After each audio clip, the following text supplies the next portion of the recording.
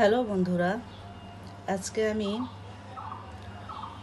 পটলের ধনেপাতার পটল দিয়ে চচ্চড়ি করে দেখিয়ে দেব। দেখুন আমি কত সুন্দর করে ডিজাইন করে পটল কেটে নিয়েছি।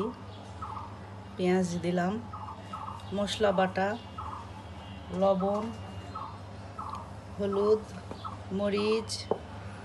আমার এই তরকারির মেন উপকরণ হচ্ছে এই ধনেপাতা। এই ধনেপাতা দিয়ে আমি চচ্চড়ি করব। অনেকেই হয়তো বল যে এটা আবার দেখানোর কি আছে অনেকেই জানে না যে পটল দিয়ে ধনিয়া পাতা দিয়ে চচ্চড়ি করলে কত যে মজা লাগে, এটা অনেকেই জানে না। এরকম করে মেখে নিয়ে পরে ধনিয়া পাতা দিব। এই অবস্থায় আমি ধনে পাতা কুচি কুচি করে কেটে নিয়েছিলাম, এটা আমি এখানে ছড়িয়ে দিলাম। এই তরকারির যে সুন্দর একটা স্মেলে মনে হয় যে 2 প্লেট ভাত খেয়ে নিব। এখানে 4টে কাঁচামরিচ দেব।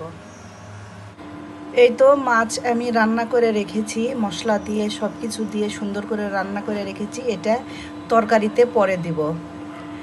আপনারা চাইলে মাছ ভেজেও দিতে পারবেন। আসলে চচ্চড়িতে আমার ভাজা মাছ ভালো লাগে না, তাই আমি এইভাবে রান্না করে নিই। যারা এইভাবে খেতে পারবে না তারা ভেজে নেবে।